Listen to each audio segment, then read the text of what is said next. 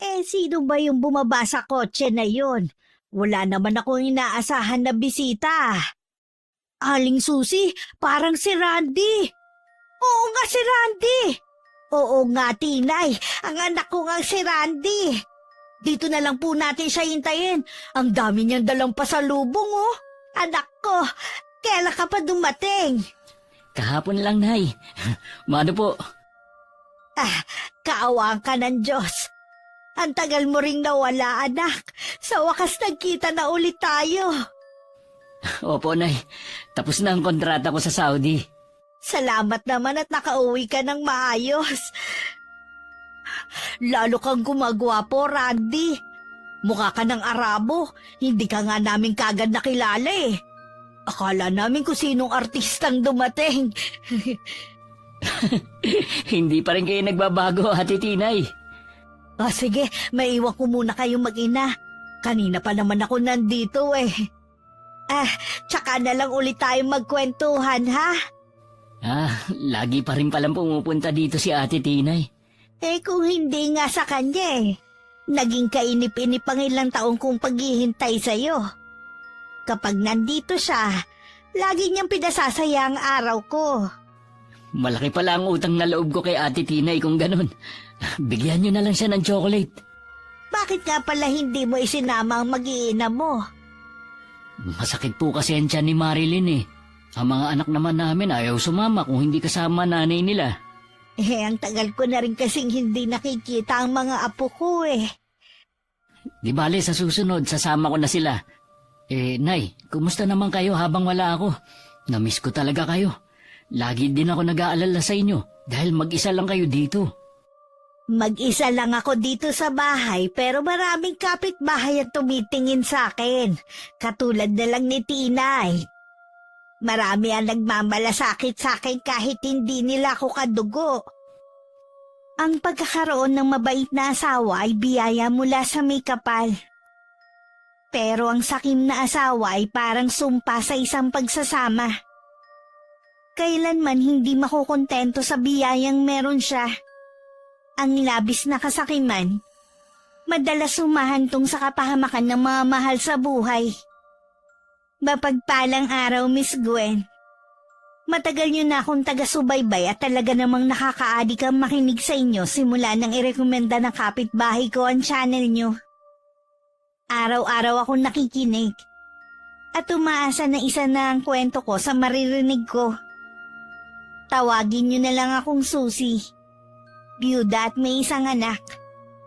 65 na ang edad sa kasalukuyan. Malakas at walang iniindang sakit. Tubong Mindoro ang aking pamilya. Pero dito na kami sa Pampanga naninirahan dahil taga rito ang nasira kong asawa. Maaga akong nabiyuda. 30 pa lang ang edad ko noon. Mula nang mamatay sa aksidente ang asawa ko, hindi ko na ulit ibinaling ang atensyon ko sa ibang lalaki. Na kahit ilang buwan pa lang siyang namamatay noon, marami na ang nagpapalipad hangin sa akin. Buong buhay ko, inilaan ko na lang sa nag-iisa kong anak. Kung ano-ano ang pinasok kong trabaho para mapagtapos siya sa pag-aaral.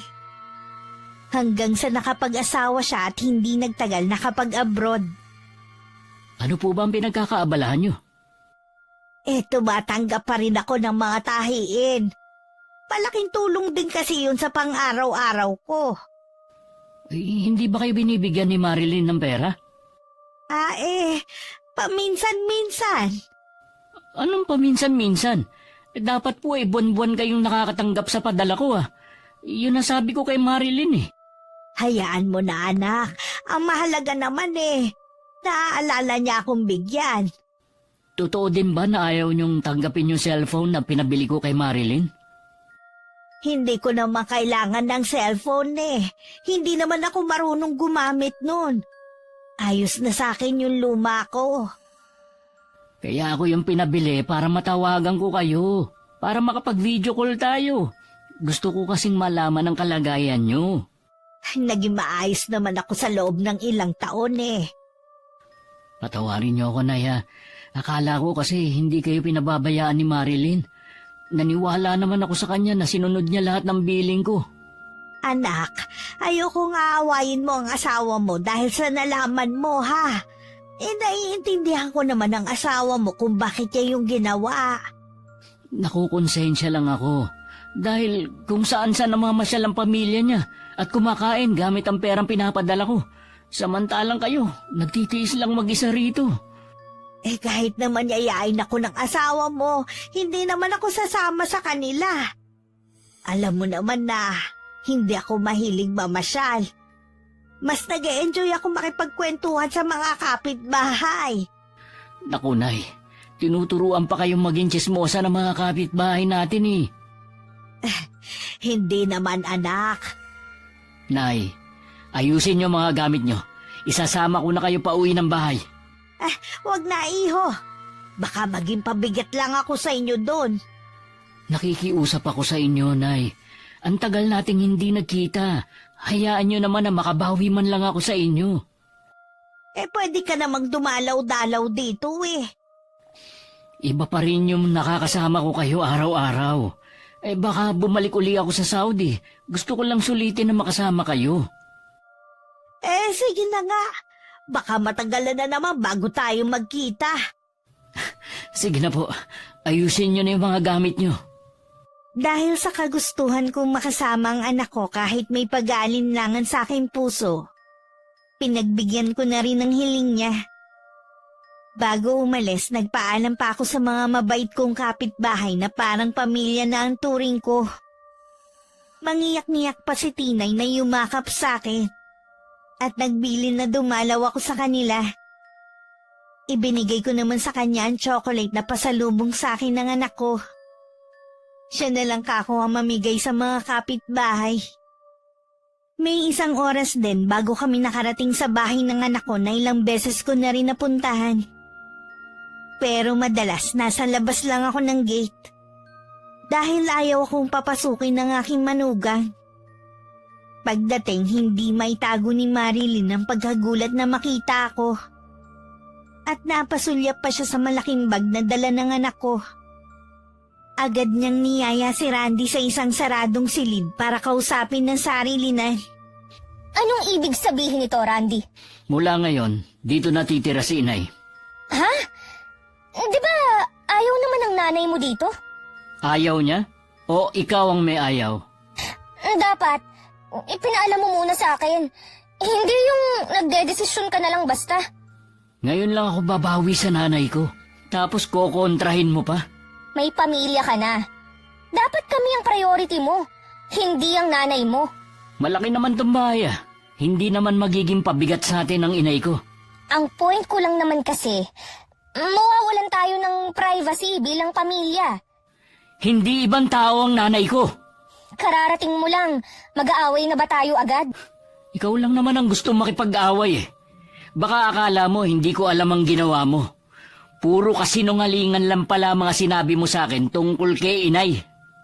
Hayaan mo muna akong magpaliwanag. Hindi na kailangan. Tanggapin mo na lang ng maluwag sa loob mo na dito natitira si inay para kalimutan ko na rin ang ginawa mo. Sige na nga. Huwag na natin tong pag-awayan. Kailangan sulitin natin ang bakasyon mo. Huwag ka na nga pala magluto. Sa labas tayo kakain. Ay, gusto ko yan. May alam ako na restaurant na masarap ang pagkain. Ay, teka. Tatawagan ko lang ang mga magulang ko at mga kapatid. Huwag mo na silang tawagan dahil tayo lang ang kakain sa labas. Randy, ngayon mo lang naman sila makakasama pagkatapos ng ilang taon. Gusto mo bang magtampo ang mga magulang ko? May iba pa naman pagkakataon eh. Sige na nga. Bibihisan ko lang ang mga bata. Pinagbihis din ako ng anak ko dahil kakain daw kami sa labas. Tinanong pa niya ako kung saan ko gustong kumain. Sinabi ko na lang na kahit saan basta pagkain Pinoy. Sakay ng Grab nakarating kami sa isang simpleng kainan. Napansin ko naman kanina pa walang kibo si Marilyn. Mukhang ayaw niya akong kasama. Dahil narinig ko kanina sa bahay na tinanong niya ang anak ko kung bakit kasama pa ako. Habang naghihintay ng mga order namin, nagpaalam lang akong pupunta sa banyo. Oh, Akala ko ba tayong pamilya lang ang kakain sa labas? Kaya ba kanina ka pa nakasimangot at hindi pinapansin si inay? Paano kasi? Hindi ko isinama ang mga magulang at mga kapatid ko dahil akala ko, sabi mo, tayo lang ang kakain sa labas. Hindi ko ba pamilya si inay? Ha? Kayo nga ng pamilya mo kung saan-saan kumakain at namamasyal. Hindi nyo man lang maalala na yayain ng inay na alam mong nag-iisa lang sa bahay. May narinig ka ba sa akin? Ha? Ilang oras pa lang nating kasama ang inay mo? Ilang beses na tayong nagtatalo dahil sa kanya. Ikaw ang may problema, hindi si inay.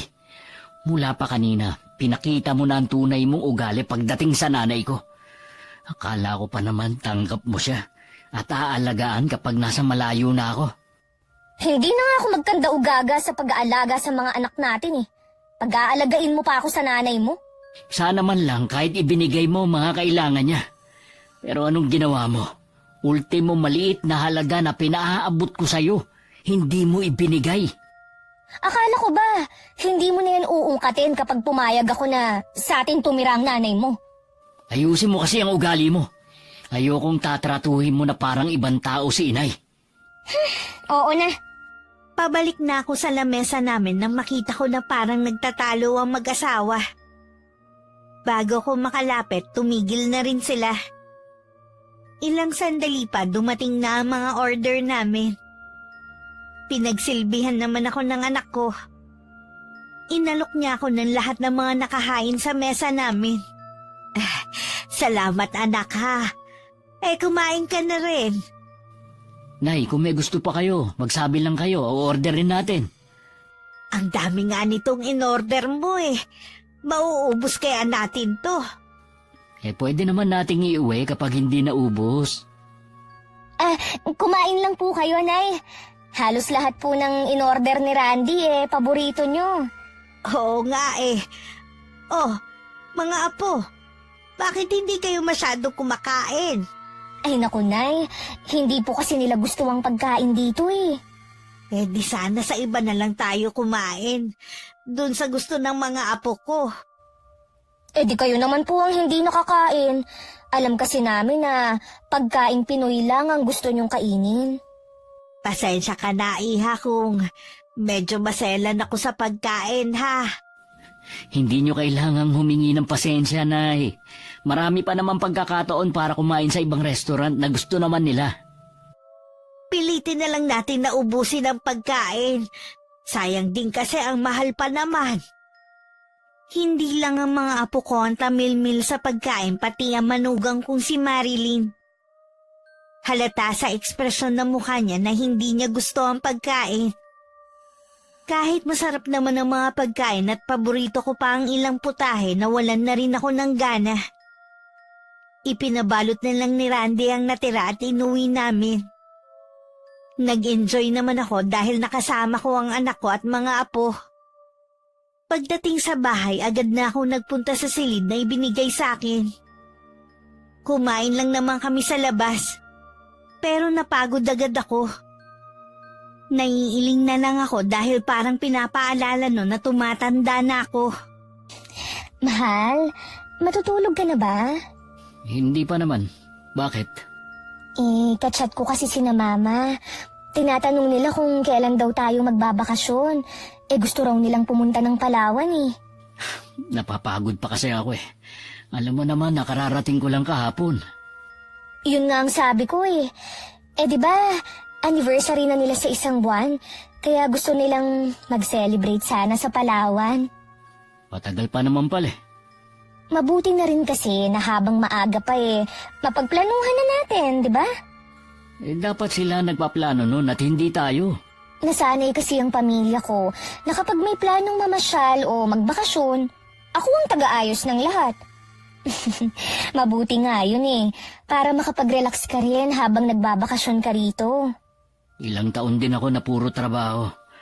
Ang gusto ko sana, mahabang pahinga na dito lang sa bahay. Grabe ka naman. Magpahinga ka muna ng ilang araw at saka natin planuhin ang bakasyon ng buong pamilya. Pwede mo ba akong masahihin? Oo naman. Masama bang pakiramdam mo? Medyo eh. Masama pala ang pakiramdam mo, pero nagyaya ka pang lumabas. Hindi naman tayo nag-enjoy. Ikaw lang naman ang hindi. At saka ikaw, turuan mo naman ang mga anak natin na huwag maging maselan sa pagkain. Eh anong magagawa ko kung hindi nila gusto ang pagkain? Hindi naman kailangang gustuhin nila ang pagkain. Basta kainin nila kung ano ang nasa mesa. Tama na nga, magtatalo na naman tayo eh. Kinabukasan maaga akong gumising. Tahimik pa ang buong bahay. Nakialam na ako sa kusina at ako na lang ang nagluto ng almusal namin. Katatapos ko lang ang magluto nang magising si Randy. Humihikab pa siyang lumapit. Ipinagtimpla ko naman siya ng kape niya.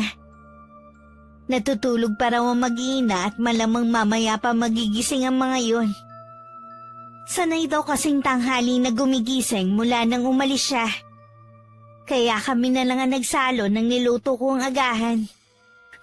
Ito talagang luto niyong hinahanap ko, Nay. May kasama kasing pagmamahal ang pagluluto ko kaya masarap. Kaya pala walang katulad. Kumain ka pa ng marami. Nay, pwede niyo bang lutuan ng mga anak ko? Ang papayat kasi. Baka kung ano na lang ang pinapakain sa kanila ni Marilyn. Oo ba, akong bahala. Siya nga pala. Kailan nga ba ulit ang balik mo sa Saudi? Nay, wala na po akong balak bumalik doon.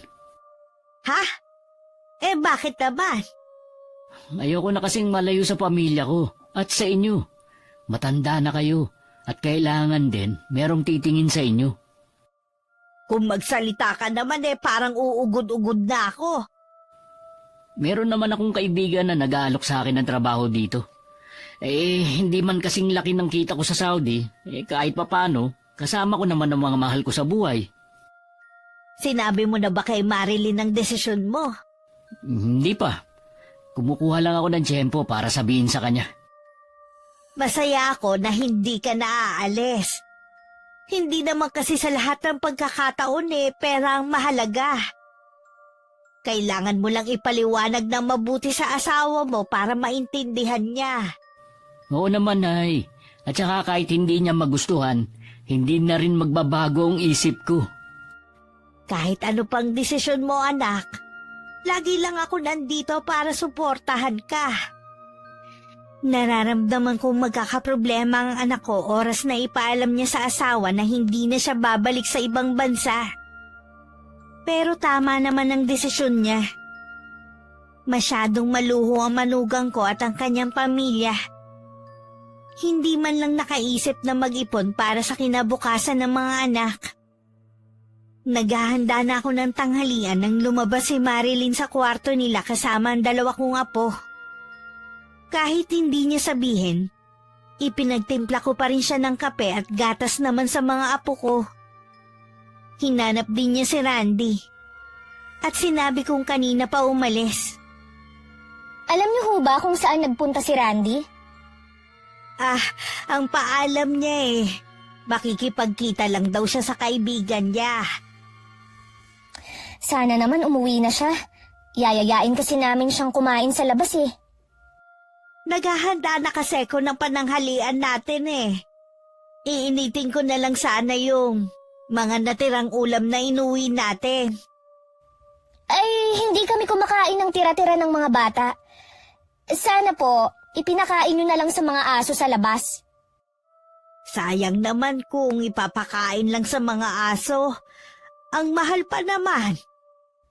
Kung nanghihinayang ho kayo sa pagkain, kayo na lang ang kumain. Basta kami, hindi rito kakain. Hihintayin na lang namin si Randy. Hindi naman kasi nagpasabi kung anong oras darating ang anak ko. Baka matagalan pa yun. Kung hindi pa siya darating, pwede naman kaming umorder online ng pagkain, gaya ng lagi naming ginagawa. Hindi maganda sa kalusugan ang kumain ng mga pagkain na ino-order nyo lagi sa mga fast food. Kaya nga ang dami na nagkakasakit ngayon Ano ho ang gagawin ko? Hayaan na magutom ang mga anak ko. Hindi naman sila sanay kumain ng mga lutong bahay. Dapat nga habang bata pa, sanayin mo na sila. Mas okay pa rin kasi kung magluluto na lang dito para makatipid din kayo. Alam ko ang gagawin sa mga anak ko. Kaya wag na ho kayong makialam. Mga magulang ko nga hindi ako pinakikialaman. Kayo pa kaya? Nagmamalasakit lang naman ako Hindi ko kailangan ng pagmamalasakit nyo. Oo, sige. Hindi na ako makikialam. Kung magbabago ang isip ninyo, may sinaing naman ako rito. Teka, bakit naman ang dami niyong sinaing? Sa susunod, magpapaalam muna kayo sa akin bago kayo makialam sa kusina. Pasensya ka na ha. Yan ang gagawin ko sa susunod. Pasado alauna na hindi pa rin dumarating si Randy. Kanina pa rin siya tinatawagan ng asawa pero hindi siya sumasagot. Lukot na nga ang mukha nito at nagrereklamo na rin sa kanya ang dalawang bata na nagugutom na. Ang ginawa niya, umorder na nga lang ng pagkain at sa sala sila kumain na mag-iina. Habang nasa kusina ako at mag-isang kumakain. Gusto ko rin sanang hintayin ng anak ko para may makasabay ako. Kaya lang nagugutom na rin ako. Ilang sandali lang dumating na rin si Randy. Nagtaka pa siya na bakit sa sala kumakain ng mag-iina. Umorder na lang kami ng pagkain. Kanina pa nagugutom ang mga bata Bakit kasi ang tagal mo? Yayayain ka sana namin kumain sa labas May hinintay pa kasi akong isang kaibigan Na-traffic siya. Kaya nalate sa usapan namin. Bakit nga pala tayo dito kumakain? Gusto kasing manood ng TV ng mga bata habang kumakain Si Inay nga pala. Ayun, nasa kusina. Baka kumakain na rin. Bakit hindi mo man lang inaalok ng pagkain nyo? Aalukin ko? Hindi naman siya kakain ito. Kahit na. Sana inalok mo pa rin. Kumain ka na ba? Hindi pa nga Sabayan mo na kami ng mga bata. Marami naman ang in-order ko Hindi na. Sa kusina na lang ako kakain. Yung mga tira lang ang iniinit ng inay mo. Ayos lang. Sayang naman kung itatapon lang yun. Sige, ikaw ang bahala. Iniwan na ni Randy ang mag-iina niya sa sala at pumunta na siya sa kusina. Narinig ko naman ang boses niya kaya alam kong dumating na siya. Naabutan pa niya akong kumakain. Kumuha na ako ng plato at kubyertos niya para makakain na rin siya. Pasensya na, Nay, kung ngayon lang ako. Kanina ka pa nga namin hinihintay Nagugutom na ako kaya nauna na akong kumain. Sa susunod, huwag niyo na akong hintayin. Ayoko malipasan kayo ng gutom. Oh, sige anak. Baka gusto niyo na manok. Ihingi ko kayo kay Marilyn. Ang dami naman nun Hindi na anak. Okay na ang mga ulam na nandito. Ang dami pa nga nito kumusta nga pala ang lakad mo? Okay naman po. Sa 1 linggo, tatawagan ako ng kaibigan ko kung bakante na yung posisyon na ina-applyan ko. Dapat ipaalam mo na kay Marilyn ang naging desisyon mo. Mamaya po ikakausapin ko na siya. Nung hapon, nagulat kami ng anak ko na may mga kaibigan na dumating si Marilyn. Nang tanungin ko si Randy kung kilala niya ang mga dumating, hindi naman daw. Hindi ko alam kung maiinis ako dahil humingi pa ang mga yun ng pasalubong sa anak ko. Hindi man lang sinaway ng asawa niya ang mga yun. Ay, kay Marilyn na lang kayo humingi. Nasa kanya na kasi yung mga pasalubong na dala ko maiwan ko muna kayo May gagawin pa kasi ako. Iniwan na lang muna namin ang mga bisita sa sala. Dinala ko na rin ang mga apo ko sa kwarto nila. Dahil hindi naman sila pwedeng makihalubilo sa mga yon. Si Randy naman nagkulong lang sa kwarto nila mag-asawa. Dahil abala ako sa pag-iintindi sa dalawang bata, hindi ko na malayang nakaalis na pala ang mga bisita. Naabutan ko si Randy na nagliligpit ng mga kalat sa sala. Ako na ang bahala sa mga kalat na yan, iho. Nasa na nga pala ang asawa mo? Sumama po siya sa mga kaibigan niya, paalis. Malamang uumagahin na naman yun sa pag-uwi. Ano ba yung si Marilyn? May pamilya na siya. Dapat hindi na siya lumalabas kasama ng mga kaibigan niya. Nasanay na kasi nung wala ako rito. Ang katwiran niya, naglilibang lang siya. Pasensya ka na, iho, ha? Pero hindi ko gusto ang asal ng mga kaibigan ng asawa mo, Kahit naman po ako Hindi ko nga alam kung saan niya nakilala mga ngayon. Ganun na ba talaga ang asawa mo nung makilala mo siya? Nagbago lang siya nung makapagtrabaho ako sa abroad. Biglang lumaki ang ulo at naging sosyal na. Hindi naman sa nakikialam ako pero may ipon ka ba, anak? Dahil kung wala baka hindi ka payagan ng asawa mo na hindi na ulit umalis. Kaya nga po naghanap ako ng trabaho Wala rin namang napuntahan yung mga pinadala ko. Hindi man lang inisip ni Marilyn ang hirap ko sa Saudi. Halos gutumin ko na ang sarili ko dun. Basta makapagpadala lang ako ng malaking halaga. Tapos makikita ko sa mga post niya kung saan-saan sila pumupunta ng pamilya niya. Maluho nga talaga ang asawa mo. Nakikita ko naman yun Pati nga ang dalawa mong anak napupuna kong nakuha ang ugali ng nanay nila. Nag-aalala ko na makalakihan nila ang maluhong pamumuhay. Paano kung wala na kayong maibigay na mag-asawa? Hindi naman ako nagkukulang ng paalala kay Marilyn Ngayon na nandito na ako na lang po ang didisiplina sa mga anak ko. Nandito lang naman ako para tulungan ka. Salamat, Nay, Hindi ko talaga kakayanin kung wala kayo sa tabi ko. Ikaw ang lalaki, anak. Ikaw ang magdadala ng pamilya mo. Huwag mo sanang hayaang ikaw ang mapasunod ng asawa mo. Alam kong mahal mo siya. Pero dapat lang na siya ang sumunod sa'yo. Lalo na ikaw ang kumikita. Hindi ko naman hahayaan na masunod ang lahat ng kapritsyo niya. Malambot kasi ang puso ng anak ko at bihira ng magalit. Namana niya ang ganong ugali sa ama niya. Hindi ko rin naman siya masisi na mahalin ang asawa niya dahil maganda talaga yun. Pinakamaganda sa lahat na naging nobya niya. Yun nga lang sablay sa pag-uugali. Noon pa ayoko na sa kanya. Nararamdaman kong hindi siya makakabuti sa anak ko. Pero dahil mahal siya ng anak ko, mas pinili kong manahimik na lang. Gaya nga ng sabi ni Randy, mag-uumaga na nang dumating si Marilyn. At hapon na siya nagising. Gusto na sanang makipag-usap sa kanya ng anak ko pero isiningit na naman ito ang tungkol sa pamilya niya. Mahal, kinukulit na ako ng mga magulang ko kung kailan daw tayo magpapalawan. Kung gusto niyo magpalawan, di bahala kayo. Ano bang klaseng sagot yan, ha? Ano bang gusto mong isagot ko, ha?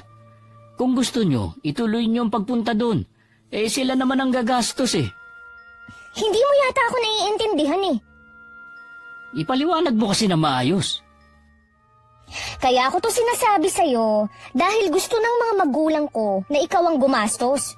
Regalo mo daw sa kanila. Ano ka mo? Pati ba naman yun? Ako na nga gumastos sa iba niyong bakasyon dati, kahit hindi ako kasama. Alam mo naman na wala ng trabaho pareho ang mga magulang ko. Kaya wala silang pera. Oh, yun naman pala Bakit kailangan nilang pumunta doon? Wala naman pala silang budget. Huwag mong sabihin na hindi mo sila pagbibigyan. Sapat na lang ang pera ko dito. Baka wala pang 1 buwan, ubus na to. Oh, babalik ka pa naman sa abroad Tsaka ka na lang mag-ipon ulit. Wala na akong balak bumalik doon. Ha? Bakit naman? Isipin mo naman, sa loob ng 5 taong pabalik-balik ko sa Saudi, ito palang bahayan na ipupundar natin. Wala ka man lang ipon. Anong gusto mong gawin ko, ha? Ipunin lahat ng padala mo? Hindi na kami gumastos, ganon? Hindi yun eh. Alam mo na hindi panghabang buhay ang pagtatrabaho sa abroad. Dapat naging masinop ka sa pera. Lagi naman kitang pinaalalahanan tuwing magkausap tayo sa cellphone. Pero ano ginawa mo? Umiiwas ka. Alam mo naman na gusto ko ring maranasan ang mga hindi ko naranasan dati. Hindi naman siguro masama yun. Dapat nagtitira ka. Pati kasi pamilya mo nakikinabang sa padala ko. Pero nanay ko, pinagdadamutan mo. Oh, anong mangyayari sa atin ngayon kung hindi ka nababalik sa Saudi? Naghanap na ako ng trabaho dito. Randy, magkano lang ang magiging sahod mo dito kumpara sa trabaho mo sa Saudi? Wala ka na rin magagawa dahil hindi na ako pumirma ng kontrata bago ko umuwi. Pambihira ka naman, Randy. Nandun ka na nga, mas ginusto mo pa rin dito. O kung gusto mo, ikaw na lang magtrabaho dun. Ang gara mo palang mag-isip eh. Ako ang babae. Gusto mo, ako ang magtrabaho sa atin. Para maranasan mo kung paano ang buhay doon. Kung paano maging OFW. Akala mo kasi ganun lang kadali ang buhay namin doon. Hindi ako namumulot lang ng pera na pinadadala sa'yo. Sana man lang pinahalagahan mo. Tapos naman na yun. Hindi na natin maibabalik ang mga nagastos ko. Paano ko ba ito ipapaliwanag sa mga magulang at mga kapatid ko? Sabihin mo sa kanila na wala na kamo silang magagatasan. Yan ba ang tingin mo na ginawa nila, ha? Ay, hindi ba? Teka nga, kailan ka pa naging madamot sa pamilya ko, ha? Simula nang malaman ko na pinagdadamutan mo ang nanay ko. Sus! Pasalamat ka nga eh. Binibigyan ko pa siya ng pera. Malakas pa naman siya. Bakit hindi siya magtrabaho? Para hindi siya laging nakaasa sa'yo. Nag-iisa lang ang nanay ko. Sawantalang kayo ng pamilya mo, pati na mga kapatid mong pamilyado na, umaasa na rin sa akin. Pinakisamahan ka ng maayos ng pamilya ko. Tapos ngayon, susumbatan mo ko dahil sa kanila. Baka naman nakakalimutan mo. Bumait lang naman sila sa akin nung nakapag-abroad na ako. Bukas ang pinto ng kwarto at malakas na rin ang boses nila kaya naririnig ko ang pagtatalo nila. Nasa kwarto lang kasi ko ng mga apo ko at sinasamahan sila sa paglalaro. Tama naman ang mga sinabi ng anak ko. Bumait lang ang pamilya ni Marilyn sa anak ko nung mag-abroad siya. Sobra kung maliitin nila ang anak ko dahil mula lang kami sa mahirap na pamilya. Ilang beses din nilang pinaglayo ang dalawa pero pinaglaban nila ang kanilang pagmamahalan. Kahit dalawa na ang anak nila nun, hindi pa rin tanggap ang anak ko. Nang sumunod na araw, naging bisita ni Randy ang biyanan niyang lalaki. Tinanguan lang ako nito bilang pagbate. Iniwan ko na muna sila sa sala para makapag-usap. Wala nung na mag-iina at may pinuntahan. Totoo nga pala ang sinabi ng asawa mo na dito mo na pinatira ang nanay mo. Mag-isa na lang kasi si inay sa bahay namin, kaya pinauwi ko na siya rito. Sa isang tahanan kasi, iho, kailangan isa lamang dapat ang reyna. Ang inaalala ko lang, baka pagmulan nyo ng problema ng anak ko ang pagpapatira mo sa nanay mo dito sa bahay nyo. Hindi naman inaagawan ng trono ni inay si Marilyn. Nakakatulong pa nga si inay dito sa bahay dahil ang anak nyo walang ginawa kundi ang gumimik kasama ng mga barkada niya. Mabuti naman kung hindi nga problema ang nanay mo. Yun lang ba ang dahilan ng pagpunta nyo rito? Nabanggit sa akin ni Marley na hindi ka na babalik sa Saudi. Sigurado ka na ba? May sapat ka na ba na ipon? Wala, pero nagdesisyon na rin ako na dumito na lang sa atin. Naghahanap na rin naman ako ng trabaho kahit paano dito kasama ko ang pamilya ko. Iba pa rin kasi kapag nasa ibang bansa ka, iho. Magkano lang ba ang sahod mo rito? Alalahanin mo naman yung mga apo ko. Pasensya na kayo pero buo ng pasya ko. Huwag mo sanang pagsisiyan ang desisyon mong yan, iho. Marami dyan ang naiingit sa narating mo. Pero ikaw, gano'n na lamang kadaling talikuran yun. Mahirap din kasi ang buhay sa abroad, lalo na malayo sa pamilya. At saka ayos naman ang magiging trabaho ko dito kung sakali. Maganda ang posisyon na ina-applyan ko sa isang kumpanya.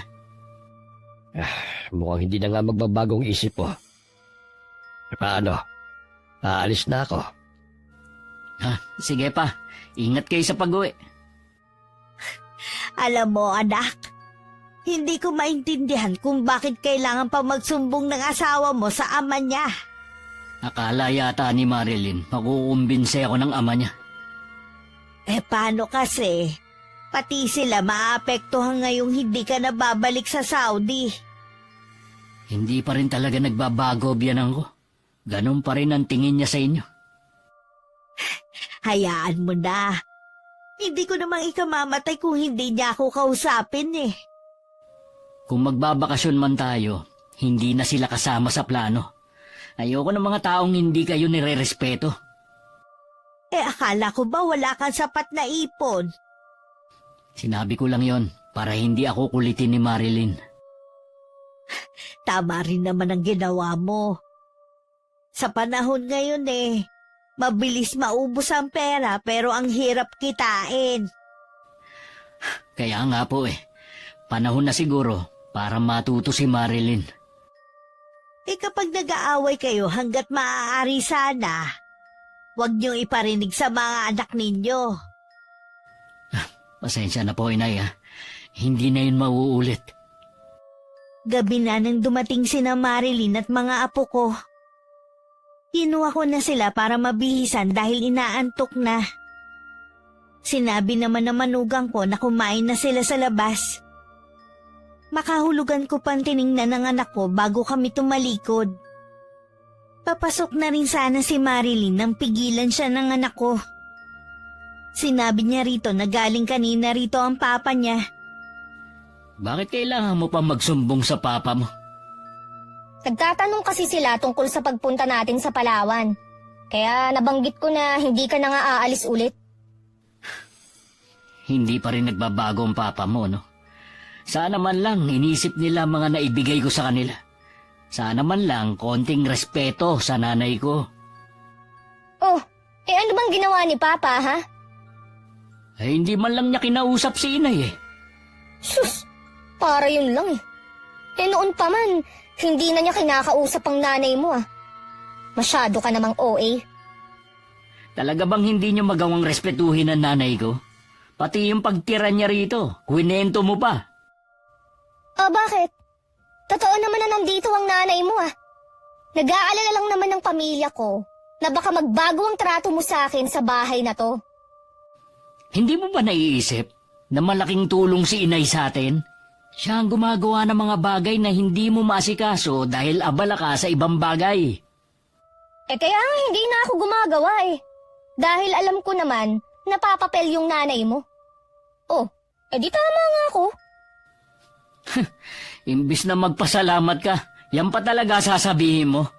Wala ka na nga ang ginawa kundi ang matulog dito sa bahay Alam mo, Randy, kung lagi na lang tayong mag-aaway dahil sa nanay mo, mabuti pang pauwiin mo na lang siya.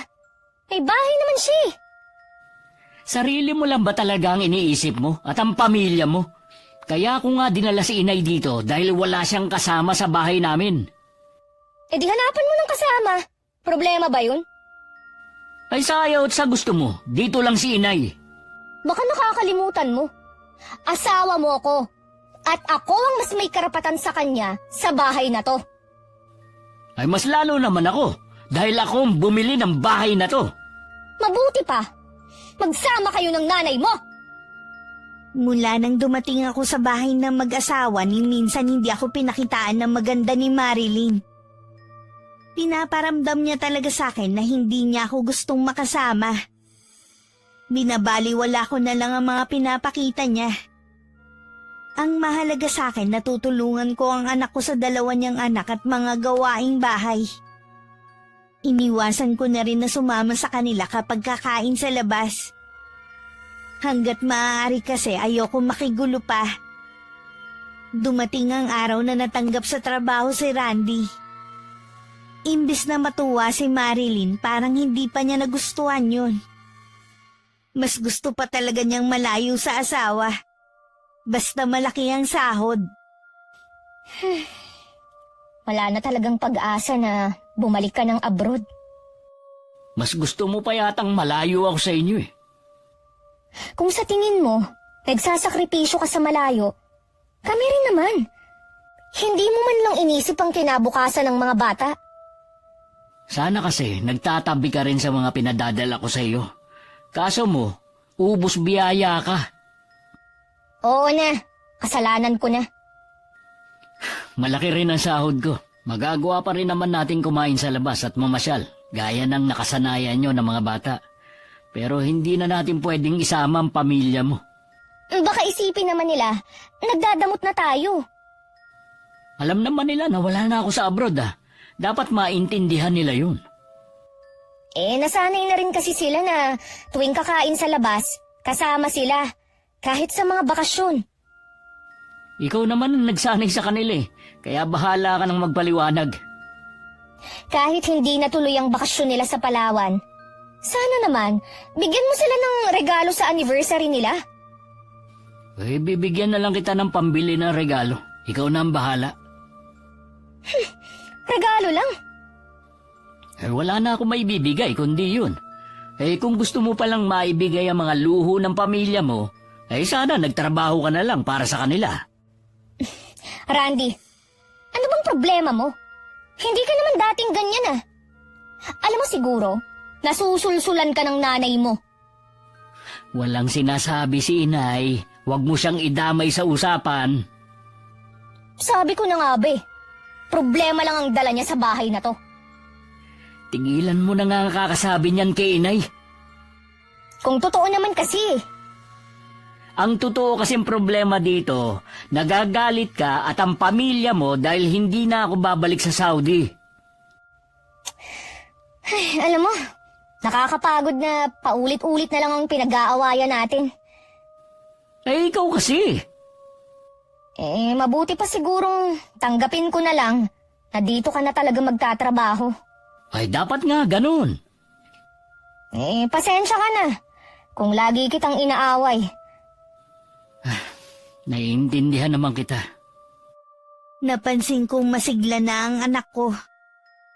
Nakita ko ring inaasikaso na siya ng manugang ko. Masaya na rin ako dahil ibig sabihin nun nagkaayos na silang mag-asawa. Natanggap na siguro ni Marilyn na wala na talagang balak bumalik ng Saudi si Randy. Lumipas ang mga araw, madalas pa rin umaalis si Marilyn. Pero bago naman umuwi si Randy galing trabaho, nandito na siya sa bahay. Malamig pa rin ang pakikitungo niya sa akin. Kinakausap lang niya ako kapag kaharap ang anak ko. Nasaan ang mga bata? Nasa kwarto na sila at naglalaro. Hindi ba sila kakain? Pinakain na raw sila ni inay. Ewan ko ba kung bakit kailangang pakainin ng maaga? Mabuti nga na kumain na sila. Dapat nga nasa tamang oras ang kain nila eh. Wala naman yun sa oras.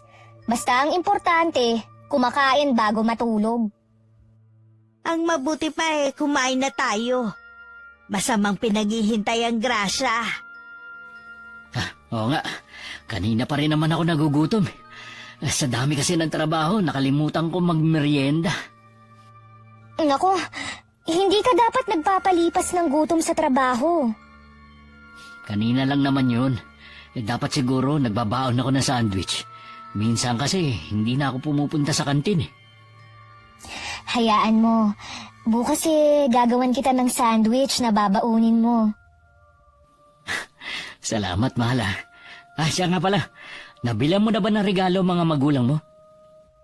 Oo, kanina lang. Ang plano na nga lang nila kumain sa labas. Mas okay nga yun eh. Sabi ko nga sa kanila, dapat sila lang dalawa. Huwag na kakong isama ang mga kapatid ko. Maiba nga pala ako. May trabaho na ba si Kuya Ted? Wala pa nga Malapit ng mga nakang asawa niya. Baka gusto niya mag-apply sa amin. Sasabihin ko sa kanya. Alam mo naman yon, mapili sa trabaho. Sa panahon kasi ngayon, hindi na dapat siya namimili. Katulad niyan, mga anak na pala ang asawa niya. Wala pa nga silang naitatabi eh. Nanghihiram sa akin. Sabi ko, wala naman akong pera. Noon pa kasi may pagkatamad na ang kuya mo. Sana binago niya ang ganong ugali. Hindi naman kami nagkulang ng paalala sa kanya eh. Ay, wag na nga natin siya pag-usapan. Kumain na lang tayo. Nay, ang sarap po na niluto niyong ulam ah. Alam ko kasi na isa yan sa namimiss mo kaya niluto ko. Masarap nga. Iyon nga lang eh. Parang napaalat yata. Iniiwasan ko pa naman ng maaalat na pagkain. Uwe, kumakain ka nga ng mga fast food eh. Tsaka tama lang naman ang timpla. Sabihin mo nga pala sa akin ng mga ulam na kinakain mo, Iha. Para mapagluto din kita. Ay nako, baka ho hindi nyo kayang lutuin ang mga pagkain gusto ko. Oo nga, Nay. Medyo sosyal kasi itong asawa ko eh. Kung ganun kayo na lang ng mga bata. Nakakatuwa nga ang mga anak mo Marunong na silang kumain ng gulay. Mabuti naman kung ganun. Habang naghahapunan, tuloy lang ang kwentuhan ng dalawa habang tahimik lang akong kumakain. Nagtatawanan pa sila sa mga biruan nila. Hiling ko lang sana na tuloy-tuloy na maayos ang relasyon nila. Nasasaktan rin ako kapag nag-aaway sila at makitang malungkot ang anak ko. Nang mga sumunod na araw, napansin kong lagi lang nasa bahay si Marilyn. Pero lagi siyang may kausap. Minsan nasa sala siya, may kinakausap sa cellphone niya.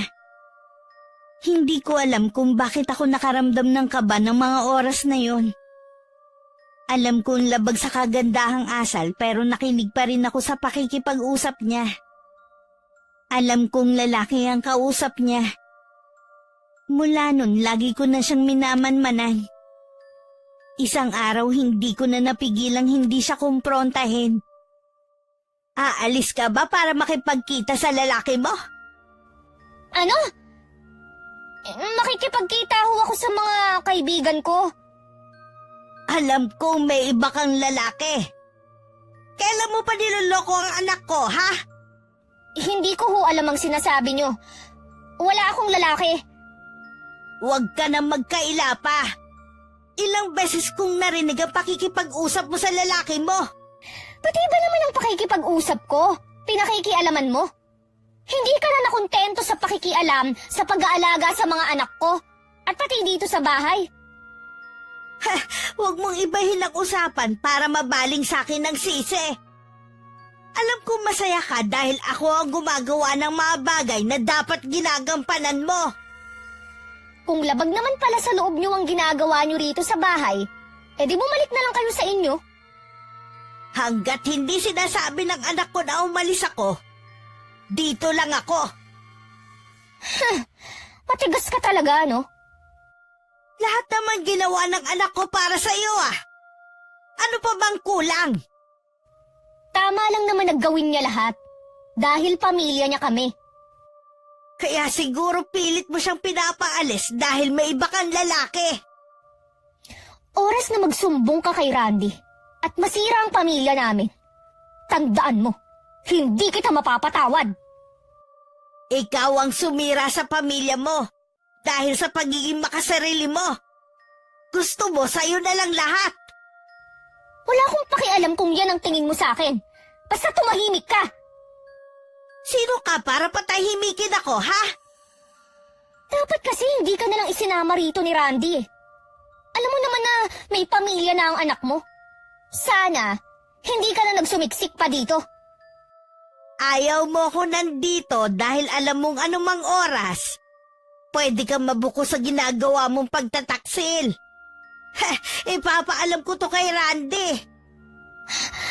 Hindi ka pwedeng magsumbong kay Randy. Isipin mo naman ang mga anak namin. Hindi ka ba naaawa sa kanila? Hindi ka nga naawa sa anak ko Lagot ka sa mga magulang ko kapag isinumbong kita. Yan lang ba kaya mong ipanakot sa akin, ha? Sige, Magsumbong ka sa mga magulang mo! Hihintayin ko sila rito! Mula nang kinausap ko ang manugang ko, lagi na siyang balisa. Hindi na rin siya sumasabay sa aming kumain. Alam kong naiilang siya sa presensya ko. Ang ginawa ko, sumasabay na lang ako sa pagkain sa mga apo ko para sabay silang kumain mag-asawa. Madalas din siyang tulala at malalim ang iniisip. Hanggang napuna na siya ng anak ko. Tuwing tinatanong naman siya ni Randy, lagi namang walang problema ang sagot niya. Isang umaga kami na lang ng mga bata ang nasa bahay. Pagkaalis kasi ni Randy, umalis na rin ang manugang ko at hindi man lang nagpaalam sa akin. Habang hinahanda ko ang tanghalian ng mga bata, dumating naman ang balaay kong babae. Wala dito si Marilyn. Kami lang ng mga bata ang nandito. Alam ko, nasa bahay ang anak ko. Pinatulog ko muna dahil hindi daw siya makatulog dito sa bahay nila. Bakit naman? Dahil sa'yo. Tinatakot mo daw siya. Gusto nga sumama pa ng asawa ko, pinigilan ko lang. Ako pa talaga ang sinabihan niyang nananakot sa kanya. Baka naman nakukonsensya na siya dahil sa ginawa niyang panloloko sa anak ko. Hindi mo ba alam na may ibang lalaki ang anak mo? Binibigyan mo lang ng mali siya ang pakikipag-usap niya kay Aris. Pagkaibigan lang sila noon pa. Alam ko ang narinig ko. Hindi ako pinanganak kahapon at lalong hindi ako tanga. Oras na masira ang pamilya ng anak ko, walang dapat sisihin kundi ikaw. Ngayon alam ko na kung bakit ganun ang ugali ni Marilyn. Meron naman palang pinagmanahan. Ang mabuti pa, umalis ka na sa bahay na ito. Bigyan mo ng katahimikan ng pamilya nila. Aalis lang ako dito kapag mismong anak ko na ang nagpaalis sa akin. Saan ka ba kumukuha ng kapal ng mukha na tumira rito? Alam mo namang ayaw sa'yo ni Marilyn. Kayo, saan ba kayo kumuha ng kapal ng mukha para magpasasa sa perang padala ng anak ko? Bigay sa amin ng anak ko yun. At wala kang pakialam doon. Pwes wala ka rin karapatang sitahin ang pagtira ko rito. Sige lang magmatigas ka. Hintayin mo na pumunta dito ang asawa ko. Ano ba magagawa ng asawa mo, ha? Akala nyo yata lahat ng tao kaya nyong pasunurin. Galit na umalis ang balai ko. Inaasahan kong sa mga susunod na araw guguluhin nila ko para mapaalis ako. Kung hindi ko lang sana natuklasan ang lihim ni Marilyn, baka nga umalis na lang ako para sa katahimikan ng bahay na to. Unti-unti na rin kasing lumalabas ang tunay na ugali ng pamilya ng manugang ko. Hindi lang sila mga sugapa sa pera. Pati pala ugali nila hindi rin maganda. Parang gusto ko tuloy pagsisihan na hindi ko pinigilan ng anak ko noon na pakasalan ng asawa. Sana hindi siya napabilang sa pamilya nila. Masasaktan talaga ng husto si Randy. Oras na sabihin ko sa kanya ang tungkol sa ginagawa ng asawa niya. Sana kumilos ang tadhana na siya na mismo ang makatuklas ng kataksilan ni Marilyn. Hindi ko kasi kayang saktan ang damdamin ng anak ko. Maagang dumating si Marilyn ng araw na yon. Halatang galit siya sa akin. Inaasahan ko naman yun dahil siguradong nagsumbong na ang mama niya. Pinapasok na muna niya ang dalawang bata sa silid bago niya ako hinarap. Sino ka para pagsalitaan ng masama ang mama ko, ha? Nakikitira ka lang dito sa pamamahay ko? Ano gusto mo? Tanggapin na lang ang mga sinabi ng mama mo sa akin, ha? Totoo naman kasi lahat ng sinasabi niya eh. Umalis ka na lang kasi dito. O sige, aalis ako. Pero sasabihin ko muna sa anak ko ang ginagawa mong kataksilan. Di sabihin mo, samahan pa kitang magsabi eh. Wala ka ng kahihiyan. Pagkatapos ng mga sakripisyo ng anak ko, ito pa ang mapapala niya? Wala akong ginagawang masama. Hindi mo nga kayang patunayan eh. Sige, sabihin mo sa kanya. Dalhin mo habang buhay sa konsensya mo, oras na masira ang pamilyang ito. Sigurado naman ako na hindi ikaw ang paniniwalaan ni Randy. Hindi ko alam kung ano ang nakita sa'yo ng anak ko. Napakasama naman ng ugali mo kahit ang pamilya mo. Kung maibabalik ko lang sana ang nakaraan, pipigilan ko ang anak ko na pakasalan ka. Wala ka nang magagawa dahil kasal na kami. Dahil sa pagtatalo namin, pareho naming hindi namalayan ng pagdating ni Randy. Sa labas pa lang ng bahay, naririnig na niya ang malakas na boses ni Marilyn. Mabilis siyang pumasok sa loob at naabutan niya kami sa kusina. Sabay pa kaming napalingon nang magsalita ito. Ay, anak! Nandiyan ka na pala. Wala ba sa inyong magpapaliwanag kung ano nangyayari? Ikaw, Marilyn, ano na naman ang kinagagalit mo sa nanay ko? Pinagbibintangan kasi ako ng nanay mo eh. Ano naman ang binibintang niya sa'yo? Mabuti pa, Randy. Nanay mo na lang ang tanungin mo. Sigurado naman ako na siya ang paniniwalaan mo sa aming dalawa. Saan ka pupunta? Kayo na lang ng nanay mo ang mag-usap. Ayokong marinig ang mga kasinungalingan niya. Paano natin maayos ang problema kung tatalikuran mo kami? Ang mabuti pa, anak eh. Babalik na lang ako sa bahay natin. Ano ba kasi ang pinag-awayan nyo? Ano yung sinasabi niya na binibintang nyo sa kanya? Kilala mo ko, anak. Hindi ko ugali ang manira ng kapwa ko. Ang gusto ko bantayan mo ang asawa mo. Huwag puro trabaho ang atupagin mo. Ano pong ibig nyo sabihin? Ang asawa mo na lang ang tanungin mo. Bukas na bukas din aalis na ako sa bahay na to. Patawarin mo ko, anak, ha? Nagkaroon kayo ng problema dahil sa akin. Hindi ako papayag na bumalik kayo sa bahay natin. Nakikiusap ako sa inyo. Nakikita ko na napamahal na sa inyo mga anak ko. Hindi sila malapit sa mga biyanan ko. Pero sa inyo, sa sandaling panahon, nakuha nyo na agad ang loob nila. Malulungkot din ako kapag hindi ko na sila makakasama. Pero ayoko na mas lalo kayong magkagulong mag-asawa. Kakausapin ko si Marilyn. Hindi sa lahat ng oras, siya ang masusunod sa bahay na to. Kung hindi pa rin siya pumayag, aalis na lang ako. Pagkatapos ng pag-uusap namin ni Randy, pinuntahan ko na ang mga apo ko sa silid nila. Agad silang yumakap sa akin na para bang nararamdaman nila ang balak kong pag-alis. Sa kwarto naman nila mag-asawa, naabutan ng anak ko si Marilyn na may kausap sa cellphone. Agad itong nagpaalam sa kausap niya. Hindi mo ba talaga kayang maging mabait sa nanay ko? Hindi dahil inaagawan niya ako ng trono sa bahay na ito. Pati pakikipag-usap ko sa cellphone, binibigyan niya ng mali siya eh. Tama ba naman na pagbintangan niya ako na may lalaki, ha? Matanda na si inay. Sana pinagpapasensyahan mo na lang. Ang gusto ko, alisin mo na siya rito. Para matahimik na ang bahay na ito. Wala namang ginagawang masama si inay eh. Ikaw lang naman tong ayaw sa kanya. Hindi mo ba naiisip, napalapit na sa kanya mga anak natin. Malulungkot sila oras na umalis ang lola nila.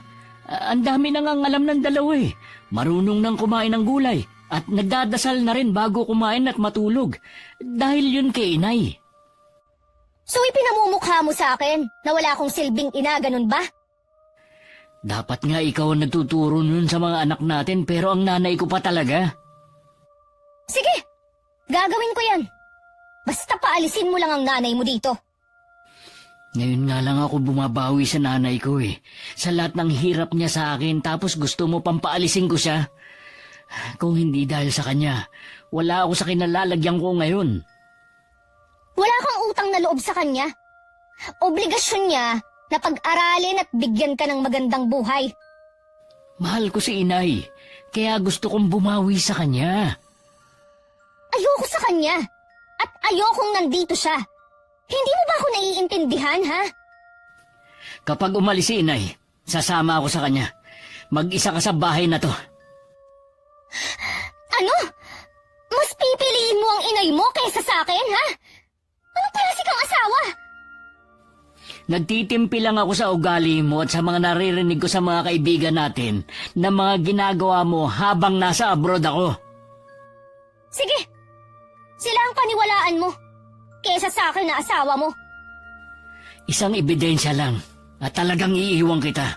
Isasama ko ang mga anak natin. Gawin mo at mananagot ka sa papa ko. Lagi naman yan ang panakot mo eh. Ano bang meron dyan sa ama mo? Ha? Malalaman mo. Oras na iwan mo ko. Nang sumunod na araw, dumating naman ang balay kong lalaki. Si Marilyn ang nagpapasok sa kanya. Kasalukuyan ako naglilinis noon ng kusina nang tawagin ako ng manugang ko. Pagpunta ko sa sala, prenteng nakaupo si Manuel.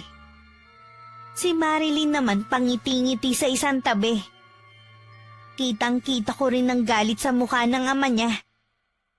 Nagsumbong na naman siguro sa'yo tong anak mo, no? Natural na magsusumbong sa akin ang anak ko. Dahil inaapi niyo siya sa sarili niyang pamamahay. Walang umaapi sa kanya sa bahay na ito. Mula nang magsama sila ng anak ko, nagbuhay reyna ng anak mo at alam yan ni Marilyn. Tama lang.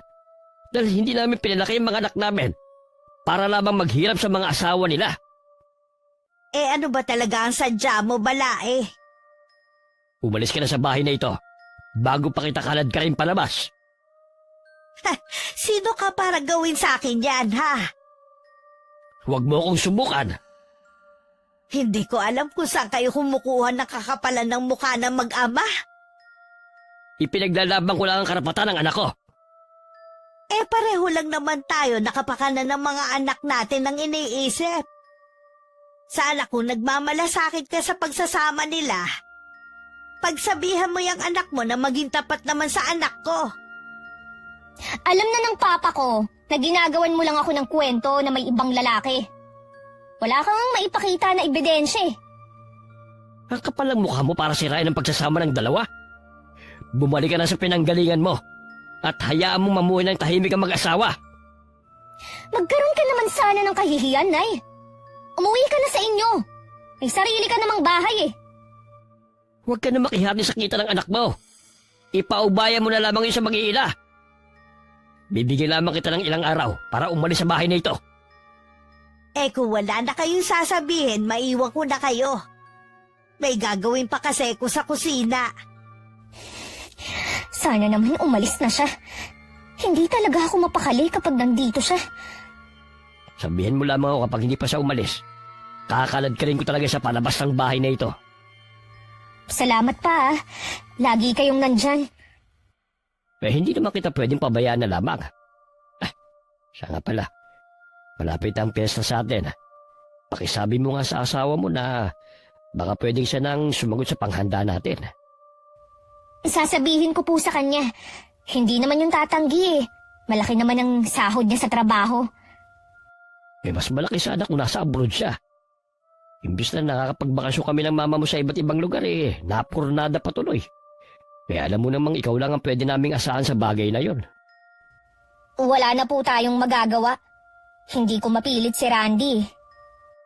Eh baka kahit dito na siya nagtatrabaho, magawa pa rin natin.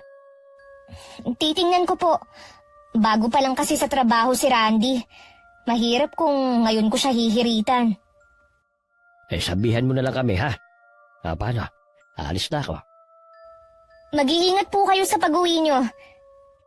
Kasalukuyan ako nasa silid ko. Inayos ko ang mga damit ko at inilagay ko lahat sa bag na dala ko. Pati mga damit na binili ni Randy sa akin nung dumating ako rito. Napangiti pa ako nung maalala ko kung paano niya patagong binigay sa akin ng mga to. Maging ang mga alahas na binili pa niya nung nasa Saudi siya. Alam kong hindi niya ako papayagan kaya aalis ako ng palihim. Nakakaramdam na rin kasi ako ng hiya sa pananatili ko rito. Ayoko na rin dagdagan ng kahihiyan ko. kung sakaling kalad ka rin ako ng balai ko. Kinabukasan madilim pa umalis na ako sa bahay nila. Dahil walang pasok ng araw na yun si Randy, tanghali na siyang nagising. Nagtaka pa siya dahil hindi niya ako nakita sa kusina. Sa pag-aakalang nasa silid ako, pinuntahan niya ako ron. Nakita niyang bukas ang kabinet at wala ang mga damit ko. Hindi aalis si inay ng walang dahilan. Hindi ko alam. Dahil hindi naman kami nag-uusap ng nanay mo. Baka naman kasi may sinabi ka sa kanya. Mabuti pa umaming ka na lang. Wala akong aaminin. Dahil wala akong ginagawa sa kanya. Si nanay na lang ang tatanungin ko. Huwag mong sabihin na pupuntahan mo pa siya. Umalis na nga siya rito eh. Hayaan mo na. Kaya mo bang gawin ang ginagawa ni inay nung nandito pa siya? Ha? Oo naman. Para yun lang eh. Si inay na lang ang nag-iisa kong pamilya. Pero dahil sa kasakayman mo, lumayo siya. Hindi naman kasi tama na pamilyado ka na, makikipisan pa sa atin ang nanay mo. Ang mga magulang ko nga eh, ni minsan hindi nakitulog dito dahil malaki ang respeto nila sa atin. Iba naman ang mga magulang mo eh. May mga kasama sila sa bahay. Samantalang si inay, mag-isa lang sa dati naming bahay. Nakikiusap naman ako, Randy. Huwag mo na siyang pabalikin dito. Kahit siguro magmakaawa pa ako kay inay, hindi na rin siya babalik dito. Mabuti pa, mamasyal na lang tayo ng mga bata. Ang tagal na nating hindi nakakalabas eh. Okay, bilisan mo na lang yung mga bata. Nang mga sumunod na araw, napilitang gumising na maaga si Marilyn para maghanda ng almusal ng mag-aama. Kahit nahihilo pa dahil puyat, wala siyang magawa kundi gawin ang ginagawa ko. Pati paglilinis sa buong bahay at pakikipaglaro sa mga anak. Kahit gustong matulog sa tanghali, hindi naman niya magawa. Gustuhin man niyang umalis, wala namang maiiwan sa mga anak. Hanggang hindi na nakatiis. Nagsabi na siya kay Randy na kumuha na sila ng kasambahay. 1 linggo pa lang akong wala sa kanila. Alam mo ba kung magkano na ang bayad sa kasambahay ngayon, ha? At wala din naman papayag na mababa ang sahod. Napapagod na kasi ako eh. Kulang na nga ako sa tulog oh. Mahirap kumuha ng kasambahay ngayon kahit kakilala pa natin. At saka 4 na lang naman tayo dito sa bahay. Konti lang naman ang gagawin. Ang hirap nga eh. Hindi na nga ako makalabas man lang kasama ng mga kaibigan ko. Akala ko ba kaya mo lahat ng ginagawa ni inay? Wag na nga natin siyang pag-usapan. Pwede kang kumuha ng kasambahay, pero ikaw ang magbabayad. Bakit ako? Saan naman ako kukuha ng pambayad? Kaya nga eh. Wala ka naman palang pambayad. Ang lakas na ang loob mong magsabi na kumuha ng kasambahay. Malaki naman ang sahod mo ah. Hahatiin ko sa 2 ang sahod ko dahil kailangan ko magbigay kay inay. Ano? Bakit mo naman siya bibigyan ha? Nakalimutan mo na ba? Hindi mo ibinigay sa kanya yung lahat ng perang para sa kanya. Hindi mo ba naiisip na sa gagawin mong yan, kami ng mga anak mo ang magsasakripisyo? Hindi kayo magsasakripisyo dahil ibibigay ko naman lahat ng kailangan nyo. Baka ang ibig mo sabihin, ang pamilya mo ang magsasakripisyo dahil wala na akong balak magbigay sa kanila. Umuwi ka lang dito. Naging madamot ka na. Dahil nakita ko kung gaano ka kaswapang sa pera. Pati yung maliit na halaga para kay inay, nagawa mo pang kupitin. Mas higit naman akong may karapatan sa sahod mo kaysa sa nanay mo. Pasalamat na lang siya. Kahit papaano binigyan ko siya. Wala na talaga akong masabi sa kasakayman mo. Hindi ako papayag. Nakahati ko ang nanay mo sa sahod mo. Sasabihin ko to kay Papa. Ay sige, sabihin mo. Wala akong pakialam. Randy! Bumalik ka rito! Nag-uusap pa tayo! Randy! Buwisit talaga.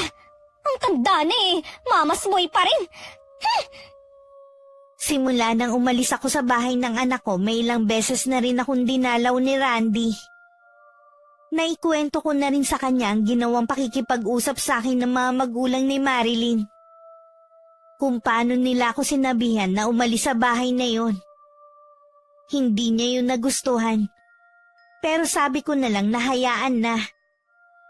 Nang araw na yon hindi ko inaasahan ng pagdating ng anak ko. Ganong oras kasi nasa trabaho siya. Mas lalo akong nag-alala nang makita ko ang malaking pasa sa mukha niya. Teka, nakipag-away ka ba, ha? Opo, Nay. Hindi ko na kasi napigilan yung galit ko kanina. Sinugod ko yung lalaki ni Marilyn. Ang kapal pa ng mukha na sabihin na matagal na sila. Matagal na daw akong balak hiwalayan ng asawa ko kung hindi lang daw sa pera ko. Paano mo nalaman ang tungkol sa lalaki ng asawa mo? May kaibigan ako na nakakita sa kanila sa isang handaan noon. Kinunan pa sila ng video. Ngayon nga lang niya pinakita sa akin dahil nag-aalangan daw siya dati. Yun siguro ang lalaking lagi niya kausap sa cellphone niya. Pwede mo silang kasuhan, anak. Hindi na po. Ayokong mag-aksaya ng oras sa kanila. Magsama na sila ng lalaki niya basta sa akin ang mga anak ko. Ano pa kayang hinahanap ni Marilyn sa'yo at nagawa pa niyang manlalaki? May mga ganun talagang babae, Nay. Hindi makontento sa asawa nila. Kasalanan ko rin siguro dahil malayo ako sa kanya. Magpalamig ka na muna ng ulo, ha, bago ka umuwi. Baka kasi masaktan mo ang asawa mo dahil sa bugso ng galit mo eh. Kaya nga po dito ako tumuloy. Ayoko munang umuwi sa amin. Bahay mo pa rin to. At kahit anong oras, pwede ka rito. Ang kwarto mo nga pala ang una kong ipinaayos. Salamat po, Nay. Hindi ko na alam ang gagawin ko eh. Kung ano ang tingin mong tama, yun ang gawin mo. Kahit masakit. 2 araw ding hindi umuwi si Randy sa bahay nila. Hindi rin niya sinasagot ang tawag ng asawa. Nasisiguro naman daw niya na nakapagsumbong na sa kanya ang lalaki nito na alam na niya ang relasyon nila. May mga gabing nakikita ko siyang umiiyak sa dilim. At labis ako nasasaktan para sa kanya. Kapag kaharap naman ako, lagi may nakapaskil ng ngiti sa labi niya para hindi ako mag-alala. Nung araw na yun, nasa bahay nila Marilyn ng papa niya. Sakto balak umuwi ni Randy para kunin ang mga damit at isama ang mga anak. Ano bang pumasok sa ulo ng asawa mo at bigla na lamang siyang umalis ng bahay? Hindi ko nga po alam eh.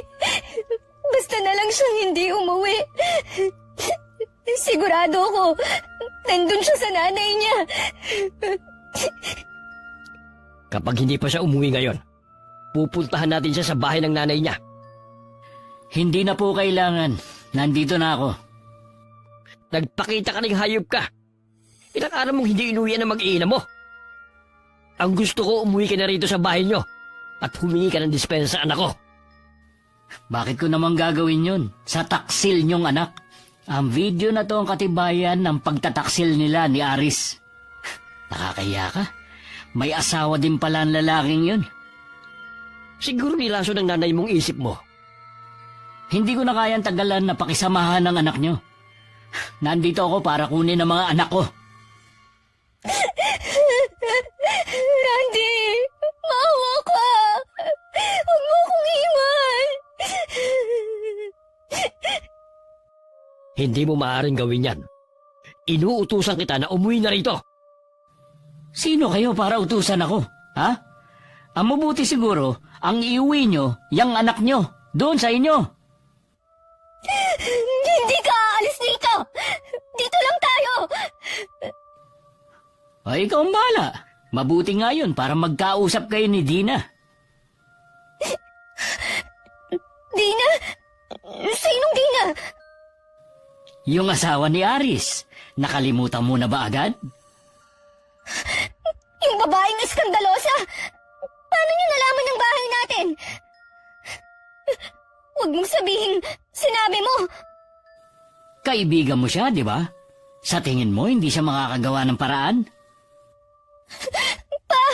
Paano gagawin natin? Nakakahiya. Baka malaman ng mga kapitbahay. Tabi-tabi pa naman ng mga bahay dito.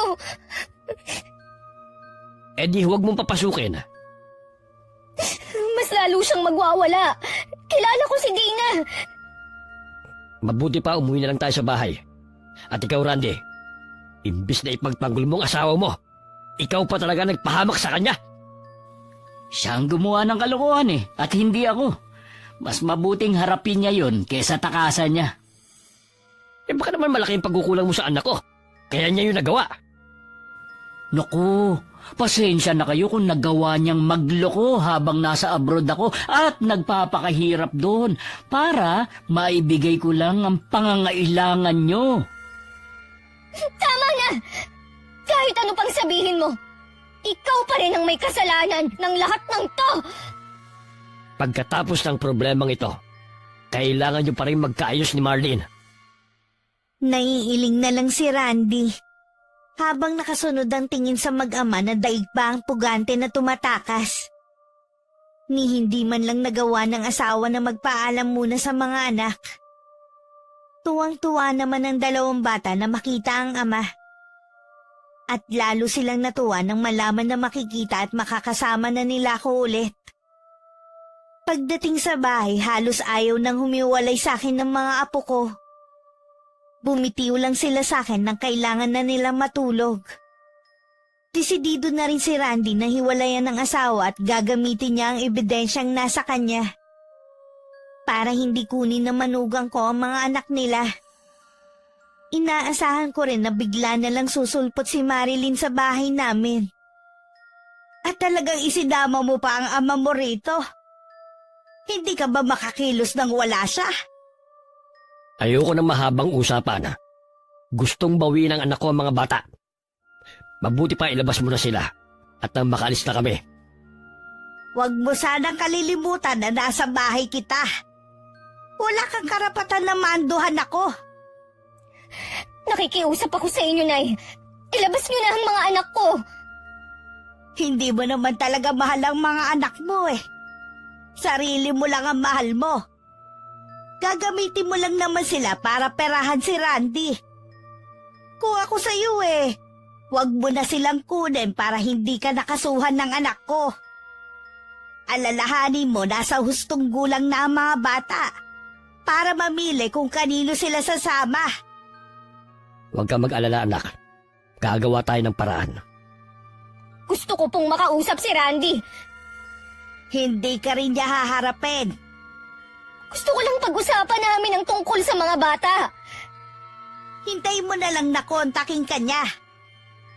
Bibigyan ko lamang hanggang bukas ang anak mo para makipag-usap sa amin. Dahil kung hindi, magsisisi siya. Hindi rin naman sineryoso ni Randy ang pagbabantang yun ng biyanan niya. Ayaw talaga ng anak kong makipagkita sa asawa kahit kinausap ko siyang makipagkita. Para pagkasunduan ng tungkol sa mga anak nila. Lumipas ang 1 linggo na wala kaming balita kay Marilyn at sa pamilya nito. Nakahinga naman kami ng maluwag at walang iniisip na baka manggulo na naman ang mag-ama. Dahil sa hindi na pagbigyan ng gusto. Lingid pala sa amin may ibang pinaplano ang balai ko. Hindi ko muna pinapapasok dito sa kwarto mo ang 2 bata. Sabi ko masama ang pakiramdam mo at baka mahawa sila. Hindi ko nga po alam kung bakit tuwing hapon nilalagnat ako Ngayon naman, naninikip ang dibdib ko. Dapat nagpapacheck up ka na. Baka kung ano na yan Galing na ako sa doktor kanina.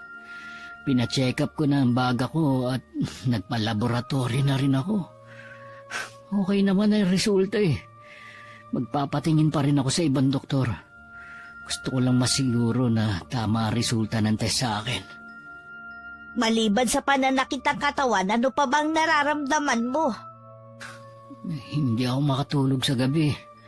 Kahit antok na antok ako. Parang may pilit na gumigising sa diwa ko. Tsaka Kapag nakahiga ako, parang may tumutusok na maliit na karayom sa balat ko. Pinipigilan ko na nga lang na mapasigaw sa sakit eh. Parang alam ko na ang nangyayari sa'yo. Ano po kaya ang sakit ko? Wala kang sakit, anak. May kumukulam sa'yo. Po? Sino kaya ang gumawa nito sa akin? Hindi kaya si Marilyn? Malalaman natin kapag nagpatawag tayo ng albularyo. Ipapatawag ko ang tiyuhin ni Tinay. Magaling na manggagamot yon at malupit sa mga gumagamit ng karunungang itim. Hindi niya sasantuhin ang gumawa nito sa'yo. Sige po, Nay. Ipatawag niyo na siya. Hirap na talaga ako eh. Ayaw makita ko ng mga anak ko na nasa ganitong kalagayan. Nung gabing yun dumating si Mang Berto. Agad itong nagsagawa ng orasyon para labanan ng kumukulam sa anak ko. Meron siyang inilagay na malapad na dahon sa noo ni Randy. Hindi kasi nito mapigilan ang pabaling-baling ng katawan dahil sa sakit na nararamdaman. Kumalma naman ito. Pero bakas pa rin sa mukha ang sakit na pinagdadaanan. Para namang may sumasakal sa akin. Hindi po ako makahinga. Galit na galit ang gumagawa nito sa'yo. Gusto kanyang pahirapan. Huwag ka mag-alala. Hindi niya ako kayang talunin. Gusto kong ibalik mo sa taong yon ang ginawa niya sa anak ko. Ako ang bahala. Kahit matanda na siya, hindi ko siya patatawarin. Tama ba ko na ang balay kong lalaki ang may gawa nito? Oo, Susi. Siya na ka. At kasabwat pa niya kanyang anak. Nakita ko silang magkasama habang naglalakbay ang aking diwa. Mga wala talaga silang puso.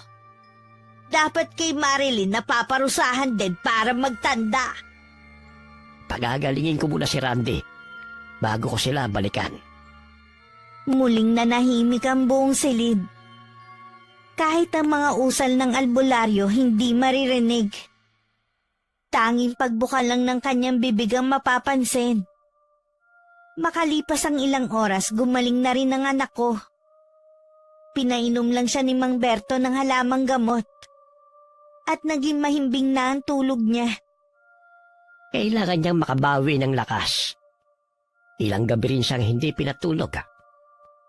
Maraming salamat sa iyo, ha? Mabuti na lang nandyan ka. Wala yon. Mabutit na agapan natin ang anak mo. Ang mangyayari sana sa kanya na hindi natuloy, sa taong yon mangyayari. Nang mga sandaling yun, natataranta naman sina Marilyn sa nangyayari sa papa niya. Kanina pa sumasakit ang tiyan nito. Naglalabasan na ang mga ugat sa kamay, leeg at sa muka. Humihingi na po ng tulong sina Mama at Kuya. Dadalhin na po namin kayo sa ospital. Hindi ako mapapagaling ng mga doktor. Nabigo ako, anak. Natalo ako. Ano pong ibig niyo sabihin? May magaling na albularong nagpagaling kay Randy. Ibinalik niya sa akin ang sumpang ginawa ko. Nalaman po kaya nila na kayo ang nasa likod ng nangyari kay Randy? Oo, anak. Ikaw nang bahala sa mama mo. Nararamdaman ko na hindi na ako magtatagal. Sorry pa. Kasalanan ko tong lahat. Kung di dahil sa akin, hindi mangyayari to sa inyo.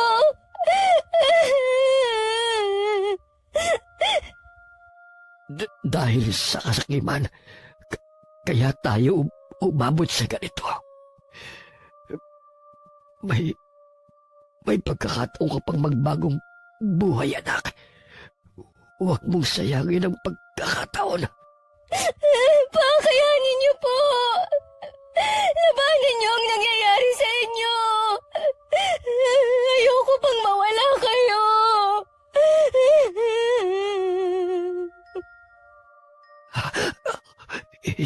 Hindi ko na kaya, anak. Patawarin mo ko. Hindi ako naging mabuting ama sa'yo. Pa! Pa!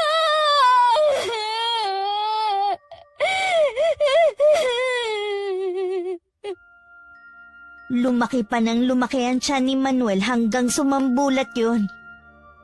Tumalsik pa kay Marilyn ang ilang bahagi ng laman loob nito at kumalat pa sa buong silid.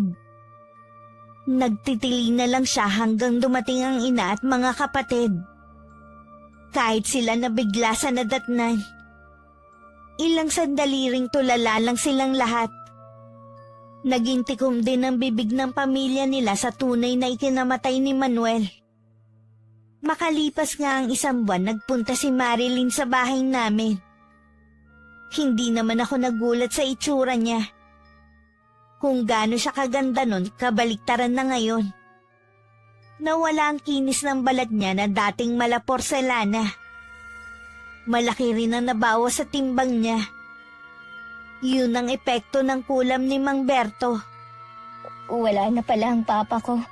Nabalitaan nga namin. Pasensya ka na kung hindi kami nakapunda. Nailibing na kasi ang ama mo nung mabalitaan namin.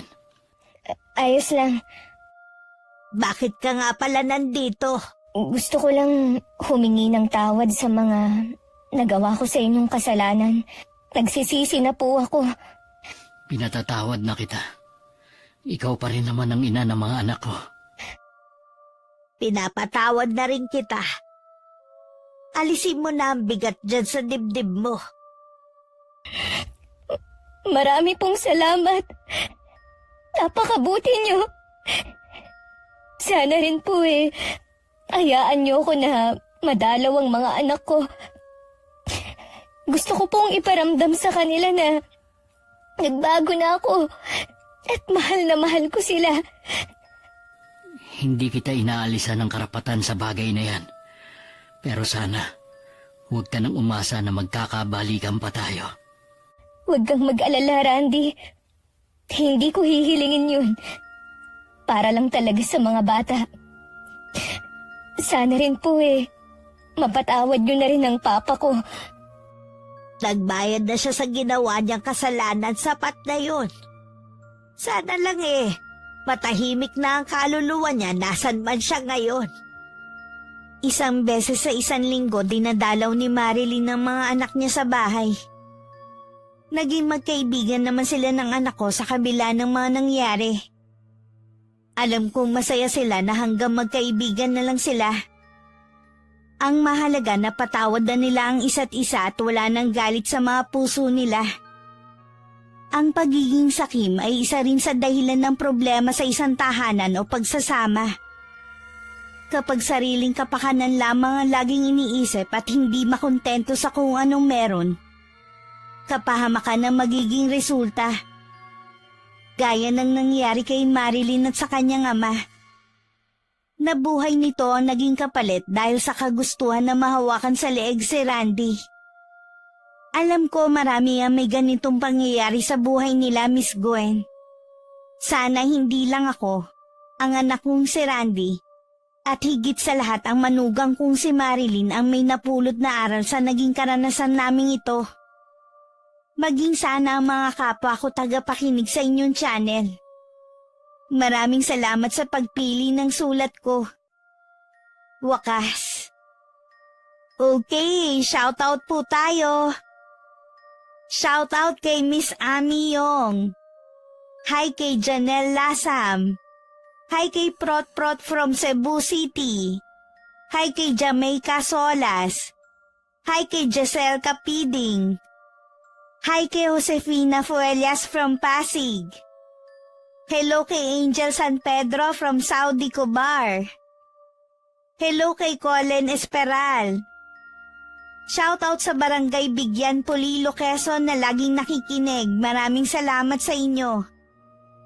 Hi kay Amori Saceda from Saudi.